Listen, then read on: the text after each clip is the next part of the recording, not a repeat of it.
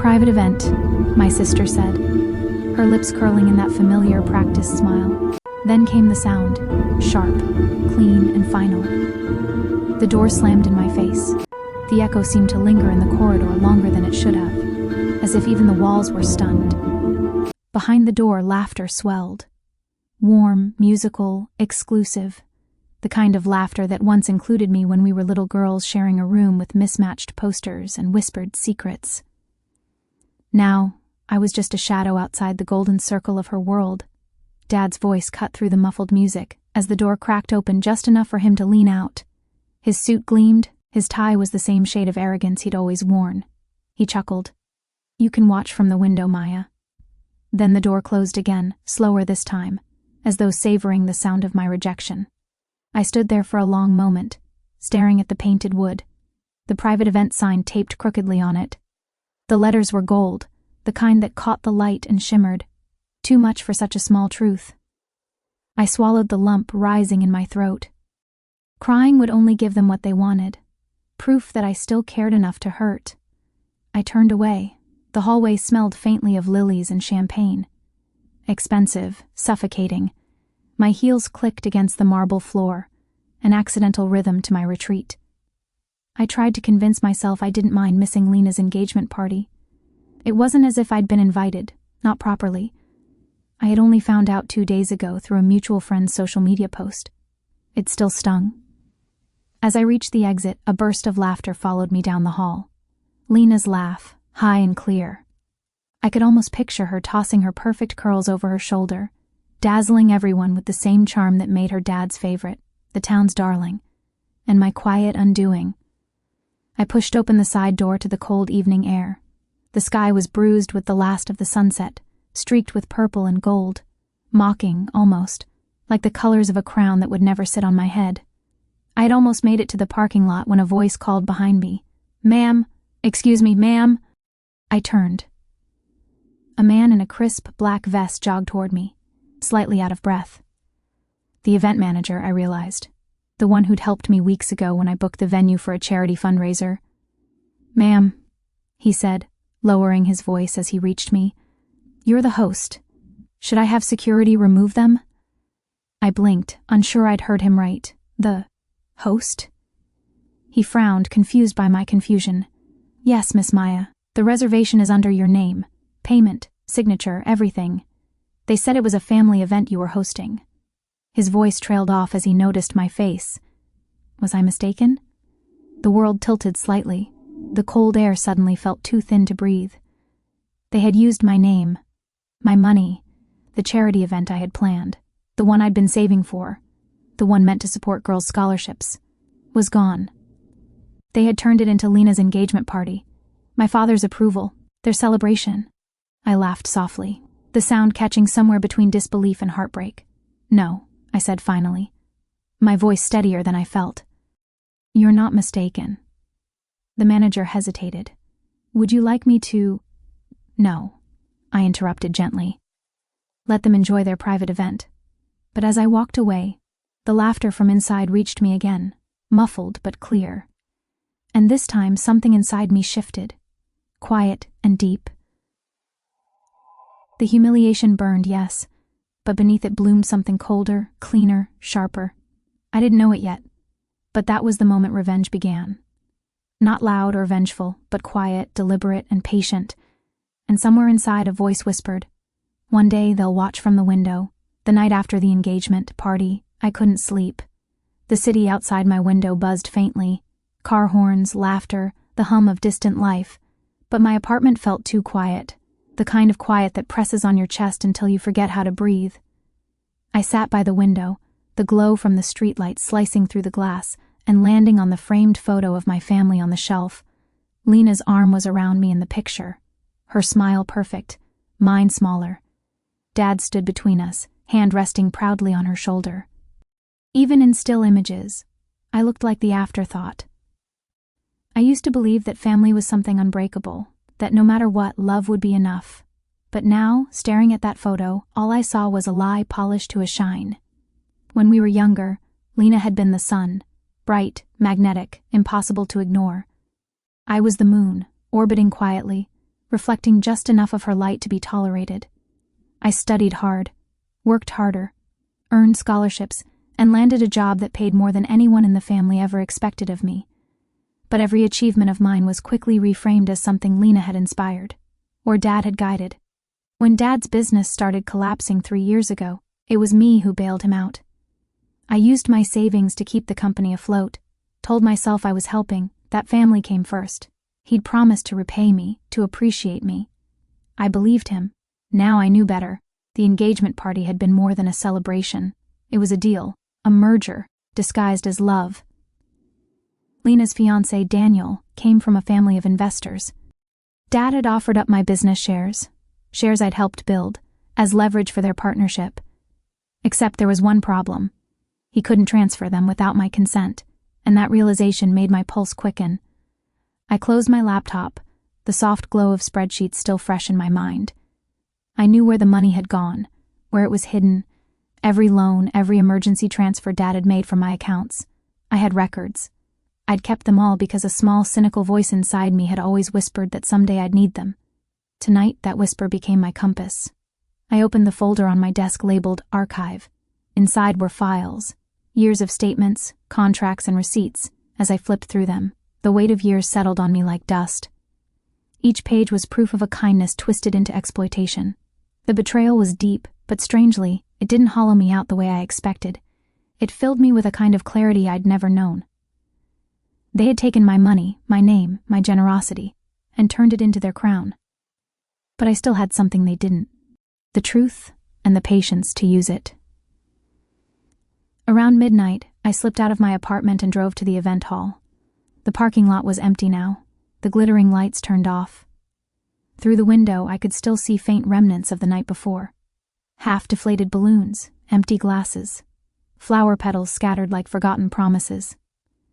I walked closer and saw our reflections in the glass, mine faint and shadowed, theirs etched in memory. Lena in her diamond dress, Dad with his proud smile. I lifted my hand, tracing the reflection until my fingers met the cold surface. Shattered reflections, I whispered. That's what we are. The next morning, I made copies of everything. Files, recordings, documents. I transferred them to a secure drive and locked it in a safe. Then, I emailed my resignation to Dad's company, with no explanation, no warning. He called me 37 times that day. I didn't answer once. For the first time in years, silence felt like power. But silence wasn't the end. It was only the beginning. The beginning of a quiet war one intended to win, not by screaming, not by breaking, but by letting them destroy themselves under the weight of their own lies. And when the time came, I'd be ready. 6 months passed. In that time, the world forgot me, but I didn't forget myself. I moved into a smaller apartment on the edge of the city, traded my tailored blazers for plain sweaters, and let the silence rebuild me piece by piece. My days became quiet rituals, morning walks along the river, black coffee at dawn, and hours spent freelancing under a pseudonym. There was peace in invisibility. No one to impress, no one to please. For the first time, my reflection didn't look like a mistake trying to prove its worth, but beneath that calm, something steady was growing. A resolve as precise as the spreadsheets I used to build for Dad's company. Every evening, I opened my laptop and revisited the numbers. The irony was almost poetic. They'd used me to save the company years ago, and in their arrogance they'd never noticed how much ownership they'd left under my name. 25% of the shares, legally mine, signed and notarized when Dad needed my investment. I'd forgotten that detail.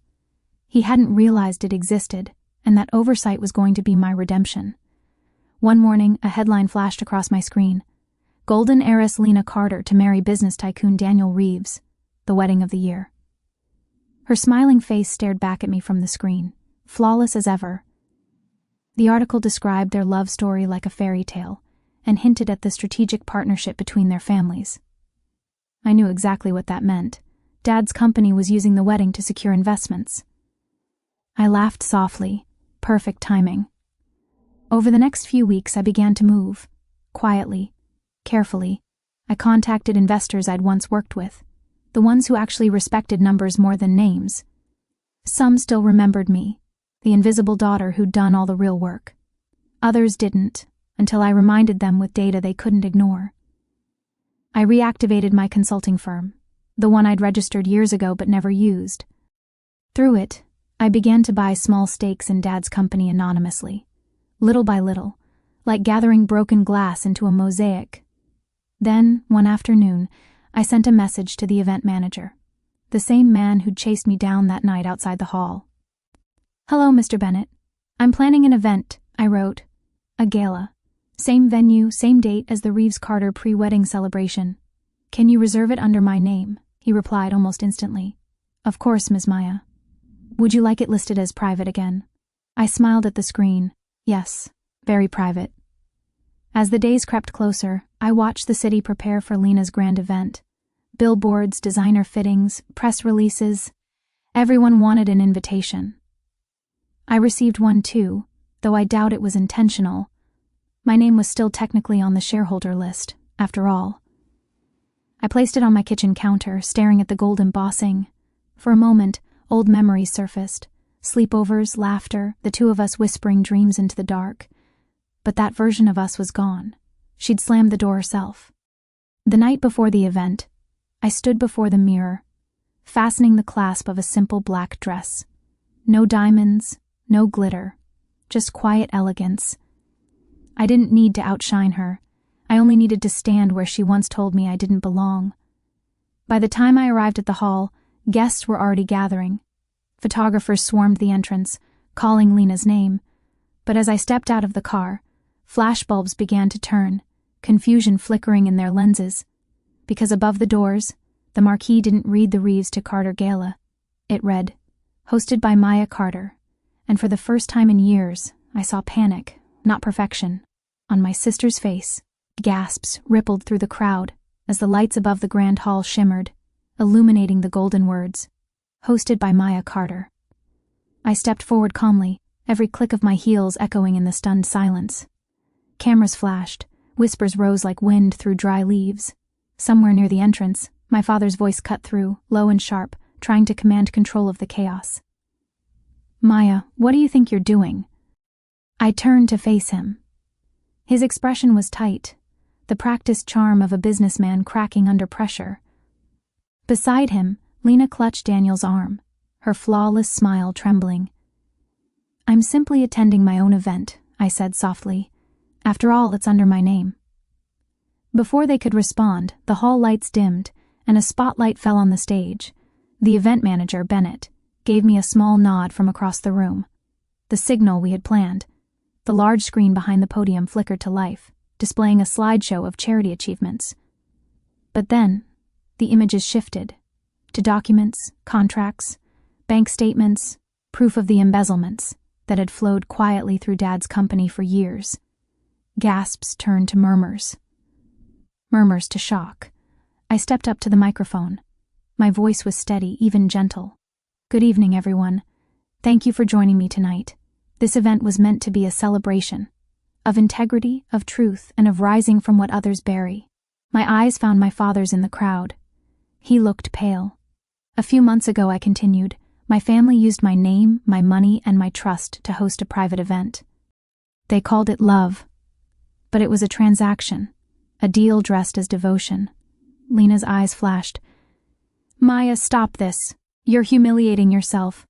I smiled faintly. "No, sister. I'm freeing myself." I clicked the remote in my hand. The next slide appeared. Legal documents showing that 25% of the company shares were in my name.